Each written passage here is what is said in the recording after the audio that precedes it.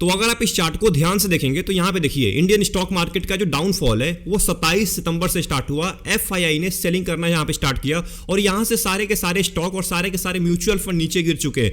आज अगर बात करूँ 14 नवंबर तक, यानी कि 27 सितंबर से लेकर 14 नवंबर के बीच में, तो लगभग हमारा निफ्टी 50 10.5% नीचे गिर चुका है एंड लगभग 2800 पॉइंट नीचे गिर चुका है। सोचिए 2800 पॉइंट कितना ज्यादा होता है केवल 1.5 महीने के अंदर में ही। एंड पिछले एक महीने की बात करूं तो एक महीने के अंदर में भी लगभग 6.5% नीचे गिर चुका है हमारा निफ्टी 50। तो सोचिए जो स्मॉल कैप और मिड कैप है वो नीचे कितना गिरे होंगे अभी के टाइम पे। अब इस भारी गिरावट के पीछे जो सबसे बड़ा रीजन है वो आप सभी लोगों को पता होगा। दो सबसे बड़े रीजन थे, एक था एफआईआई की सेलिंग। पिछले 1.5 महीने के अंदर में लगभग 1,30,000 करोड़ की सेलिंग हो चुकी है और ऐसा कोई भी ट्रेडिंग सेशन नहीं रहा है पिछले 1.5 महीने के अंदर में जहां पे एफआईआई ने सेलिंग ना किया हो, मतलब कि फॉरेन इन्वेस्टर ने। और दूसरा रीजन आप सभी लोगों को पता है Q2 का बैड रिजल्ट, मतलब कि Q2 के अंदर में सभी कंपनीज के जो बड़ी बड़ी कंपनीज है उनका रिजल्ट अच्छा नहीं आया, उनका प्रॉफिट अच्छा नहीं आया। इसके वजह से अभी के टाइम पे स्टॉक मार्केट में गिरावट देखने को मिल रही है। तो ये दो रीजन आप सभी लोगों को बताते हैं, मैंने भी आपको पुरानी वीडियो में बताया हुआ है। बट अभी के टाइम पे एक नया रीजन सामने आया है और इस नए रीजन की वजह से अभी और स्टॉक मार्केट नीचे गिर सकता है और ये और तेजी के साथ गिरावट आ सकती है और ये गिरावट हो सकता है कि दिसंबर महीने तक चलती रहे, क्योंकि जो मॉनेटरी पॉलिसी की मीटिंग होने वाली है उसके ऊपर बहुत डिपेंड करने वाला है कि आगे स्टॉक मार्केट कितना ऊपर जाएगा या आगे स्टॉक मार्केट और ज्यादा नीचे गिरने वाला है। क्योंकि अभी के टाइम पे जो इन्फ्लेशन है यानी कि जो महंगाई है वो अपने 14 महीने के हाई पे, मतलब कि पिछले 14 महीने में इतना इन्फ्लेशन कभी नहीं गया था जो अभी के टाइम पे गया हुआ है। अगर बात करें सीपीआई इन्फ्लेशन की, यानी कि जो कंज्यूमर प्राइस इंडेक्स का इन्फ्लेशन होता है, वो अक्टूबर महीने में 6.21% हो चुका है। यही सितंबर महीने में केवल ये 5.49% था, बट अक्टूबर महीने में 6.21% हो चुका है। एंड सबसे मोस्ट इंपॉर्टेंट जो WPI बेस्ड इन्फ्लेशन है, यानी कि होलसेल प्राइस इंडेक्स का जो इन्फ्लेशन है, वो अक्टूबर महीने में 2.36% हो गया है। ये सितंबर महीने में केवल 1.84% था। अब इससे क्या होगा कि जो हमारे फूड आइटम के प्राइसेस है उसमें आपको बढ़ोतरी देखने को मिल सकती है और इसका सबसे बड़ा इंपैक्ट पड़ेगा लोअर मिडिल क्लास और लोअर क्लास के पीपल के ऊपर, क्योंकि उनकी सैलरी आज के टाइम पे 10 से लेके 15-20 हजार रुपए इतना ही वो कमाते हैं। स्पेशली बात कर रहा हूं गांव के लोगों की,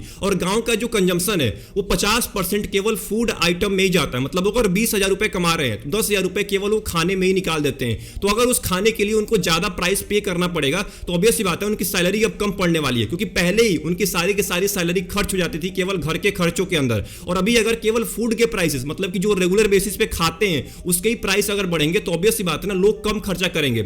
जब लोग कम खर्चा करेंगे तो ऑब्वियस सी बात है कंपनी का सेल नहीं बढ़ेगा, कंपनी का प्रॉफिट नहीं बढ़ने वाला है। जब कंपनी का प्रॉफिट नहीं बढ़ेगा तो स्टॉक मार्केट के ऊपर एक बहुत बड़ा इंपैक्ट पड़ने वाला है। अब इस सिचुएशन को देखते हुए और इन्फ्लेशन जो हर महीने तेजी के साथ बढ़ रहा है, इसके वजह से मेरे को डर लग रहा है कि इस मॉनेटरी पॉलिसी के मीटिंग में रेपो रेट कम करने की बजाय और बढ़ाना दिया जाए। एंड अगर और बढ़ा दिया गया तो स्टॉक मार्केट बुरी तरह से नीचे गिरने वाला है। और यहां पे अगर आप न्यूज को फॉलो करते हैं तो आपको अच्छे से पता होगा कि अभी के टाइम पे डॉलर की वैल्यू भी बढ़ती जा रही है। $1 की वैल्यू 84 रुपए से भी ज्यादा हो चुकी है, अपने ऑल टाइम हाई पे पहुंच चुका है। और स्टेट बैंक ऑफ इंडिया ये साफ साफ बोल दिया है कि अगले कुछ महीने, अगले कुछ साल के अंदर में इसमें 8-9% की बढ़ोतरी भी देखने को मिल सकती है। मतलब कि $1 की वैल्यू 90 रुपए को भी छू सकता है। एंड अगर ये 90 रुपए को टच कर दिया तो जो भारत जो इंपोर्ट करता है देश के बाहर, मतलब कि दूसरे देश से इंपोर्ट करता है, उसमें भारत को ज्यादा पैसा देना पड़ेगा। क्योंकि अगर डॉलर में ट्रेड हो रहा है तो ऑब्वियस सी बात है ना, $1 की वैल्यू अगर 90 रुपए पहुंच गई तो जो आज 84 रुपए देना पड़ रहा था अब वो 90 रुपए पे करना पड़ेगा। अब इसके वजह से भी स्टॉक मार्केट के ऊपर एक बहुत बड़ा इंपैक्ट देखने को मिल सकता है।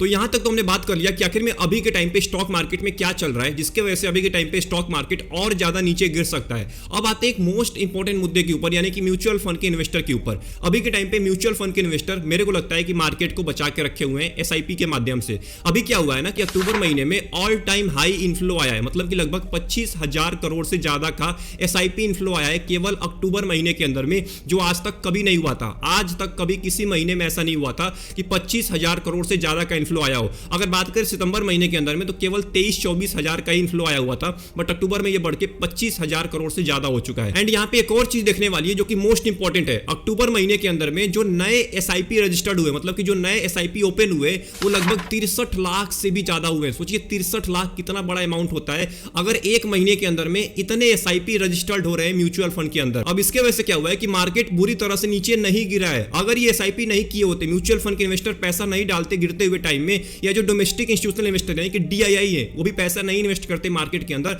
तो आज आपका स्टॉक मार्केट बुरी तरह से कोविड से भी ज्यादा नीचे गिर सकता था। बट SIP के माध्यम से जो रिटेल इन्वेस्टर है इन्होंने मार्केट को बचा के रखा हुआ है। भले ही रोज FII सेलिंग किए जा रहे हैं, रोज सेलिंग हो रही है FII के द्वारा, बट डोमेस्टिक रिटेल इन्वेस्टर और DII दबा के बाई कर रहे हैं स्टॉक मार्केट के अंदर। इसके वजह से स्टॉक मार्केट केवल 10-10.5% ही गिरा है पिछले 1.5 महीने के अंदर में। अगर ये नहीं होता तो आपको 30-40-50% का भी क्रैश देखने को मिल सकता था अगर ये बाई ना कर रहे होते। अब यहाँ पे एक बहुत बड़ा सवाल निकल के आ रहा है और बहुत सारे म्यूचुअल फंड के इन्वेस्टर ने भी मेरे सवाल किया है, कमेंट बॉक्स में भी लोगों ने टाइप किया था कि वो कौन सी म्यूचुअल फंड कैटेगरी है जिसमें अगर मैं पैसा इन्वेस्ट करता हूं तो अगर ऐसी आगे भी सिचुएशन आती है, आगे भी स्टॉक मार्केट नीचे गिरता है जैसे अभी गिर रहा है, अभी के टाइम पे FII की सेलिंग चल रही है, अगर बाद में भी FII कोई सेलिंग करती है या किसी वजह से मार्केट नीचे गिरता है, तो अगर वो कौन सी म्यूचुअल फंड कैटेगरी रहेगी जिसमें अगर मैं पैसा इन्वेस्ट करूंगा तो मेरा पैसा सबसे कम नीचे गिरेगा, मतलब कि मेरा सबसे कम लॉस होगा बाकी म्यूचुअल फंड के कंपैरिजन में। वो कौन से म्यूचुअल फंड है? अब देखिए मैं आपको 3 म्यूचुअल फंड आज बताने वाला हूं। ये 3 म्यूचुअल फंड कैटेगरी और कुछ मैं आपको म्यूचुअल फंड भी बताऊंगा, बट एक बात का ध्यान रखिएगा, ये कोई रिकमेंडेशन नहीं है, आपको खुद रिसर्च करना है, खुद बैठ के देखना है कि आपके रिस्क के हिसाब से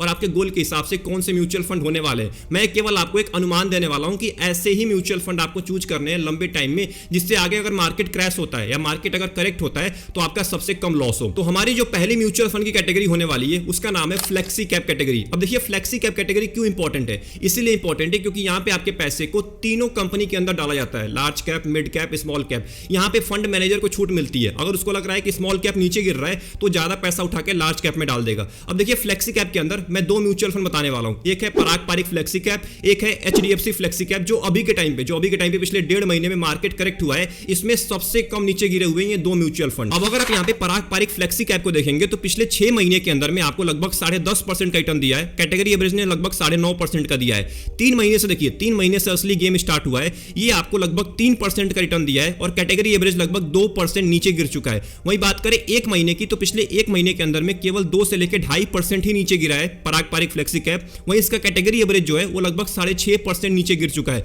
एक हफ्ते की बात करें तो लगभग 1.5% नीचे गिरा हुआ है एंड कैटेगरी एवरेज लगभग 4.5% तक नीचे गिर चुका है। एंड अगर बात करें HDFC फ्लेक्सी कैप की तो यहां पे देखिए 6 महीने के अंदर में इस फंड ने आपको 12% का रिटर्न दिया है, कैटेगरी एवरेज ने केवल आपको 8% का रिटर्न दिया है। वहीं पिछले 1 महीने की बात करूं तो केवल 4% ही नीचे गिरा हुआ है, कैटेगरी एवरेज लगभग 7% तक नीचे गिर चुका है। तो ऐसे ही आपको म्यूचुअल फंड चूज करने हैं। तो अगर आप चाहते हैं लंबे टाइम के अंदर में यानी कि फ्यूचर के अंदर में अगर स्टॉक मार्केट कभी भी ऐसा करेक्ट होता है या क्रैश भी आ जाता है तो ऐसे म्यूचुअल फंड को चूज करना जो सबसे कम नीचे गिरे, तो आप जा सकते हैं फ्लेक्सी कैप कैटेगरी के अंदर इन 2 म्यूचुअल फंड के अंदर। ये 2 म्यूचुअल फंड बहुत ही स्टेबल म्यूचुअल फंड है, अभी के टाइम पे सबसे कम नीचे गिरे हुए हैं, या पास्ट का भी डेटा उठा लेंगे, जब जब स्टॉक मार्केट नीचे गिरा हुआ है तब तब ये दोनों म्यूचुअल फंड सबसे कम नीचे गिरते हैं। तो एक बात का ध्यान रखिएगा, अगर आप एक पक्के म्यूचुअल फंड के इन्वेस्टर हैं तो अपने मैक्सिमम होल्डिंग को आप ऐसे ही म्यूचुअल फंड में रखिए जो सबसे कम नीचे गिरते हो स्टॉक मार्केट गिरने के दौरान, क्योंकि ज्यादा रिटर्न देने वाले में तो सभी लोग पैसा इन्वेस्ट करते हैं और आज ज्यादा रिटर्न देने वाले म्यूचुअल फंड सबसे ज्यादा नीचे गिरे पड़े हैं। मैं एग्जांपल दे रहा हूं क्वांट का।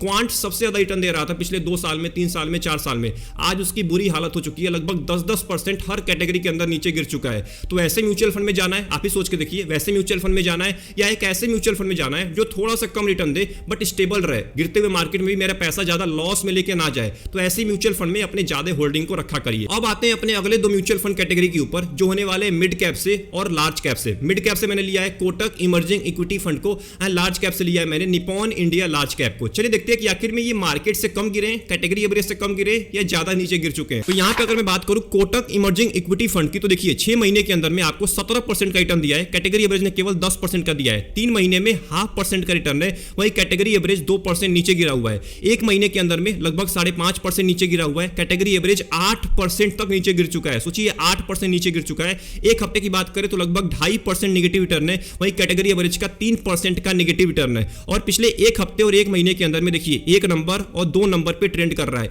मतलब कि इस टाइम पे आपका म्यूचुअल फंड ट्रेंड करना चाहिए सबसे नंबर 1 पे अपने पूरे के पूरे कैटेगरी के अंदर में, तब समझिएगा कि आपका म्यूचुअल फंड सबसे स्टेबल म्यूचुअल फंड है। वहीं बात करूं अगर मैं निप्पॉन इंडिया की तो 6 महीने के अंदर में आपको लगभग 6.5% का रिटर्न दिया है, कैटेगरी एवरेज ने भी लगभग 6.5% का दिया है, बट 3 महीने के अंदर में देखिए लगभग 1.5% ही नीचे गिरा हुआ है, वही कैटेगरी एवरेज लगभग 2.5% नीचे गिर चुका है। एंड 1 महीने की बात करें तो लगभग 5.5% नीचे गिरा हुआ है, कैटेगरी एवरेज इससे ज्यादा नीचे गिरा हुआ है। तो ऐसे ही आपको म्यूचुअल फंड चूज करना है। लार्ज कैप के अंदर लगभग सभी म्यूचुअल फंड नीचे गिर चुके हैं, तो इस बात को जरूर ध्यान दीजिएगा। कोटक इमर्जिंग इक्विटी फंड और Nippon India large cap fund ये लंबे टाइम के अच्छे म्यूचुअल फंड है, ये बड़े म्यूचुअल फंड है क्योंकि मिड कैप और लार्ज कैप कैटेगरी से आते हैं। तो ये तो हमने बात कर लिया दिया उन म्यूचुअल फंड के बारे में जो अभी के स्टॉक मार्केट करेक्शन के अंदर में पिछले 1.5 महीने के अंदर में सबसे कम नीचे गिरे हुए हैं, पिछले 3 महीने के अंदर में सबसे कम नीचे गिरे हुए हैं। ऐसे ही आपको म्यूचुअल फंड चूज करना है। मैंने आपको एग्जांपल दिया है, इन म्यूचुअल फंड में आंख बंद करके पैसा मत डाल दीजिएगा, अपना रिसर्च करिएगा, उसके बाद ही म्यूचुअल फंड आपको चूज करना है। तो आई होप आपको ये पूरी वीडियो पसंद आई होगी। आखिर में किस रीजन से स्टॉक मार्केट क्रैश हो रहा है या क्रैश हो सकता है, ये भी मैंने आपको बता दिया, और वो कौन सी म्यूचुअल फंड कैटेगरी है जिसमें अगर आप पैसा इन्वेस्ट करते हैं तो आगे अगर स्टॉक मार्केट नीचे गिरता है तो आपके म्यूचुअल फंड पे अच्छा रिटर्न मिलने वाला है, आपका म्यूचुअल फंड ज्यादा नीचे नहीं गिरने वाला है। तो अगर आपको वीडियो पसंद आई, वीडियो को लाइक कर दीजिएगा एंड चैनल को जरूर सब्सक्राइब कर लीजिएगा। मिलते हैं एक और इंपॉर्टेंट वीडियो में, तब तक के लिए अपना ध्यान रखिए। Best of luck, take care.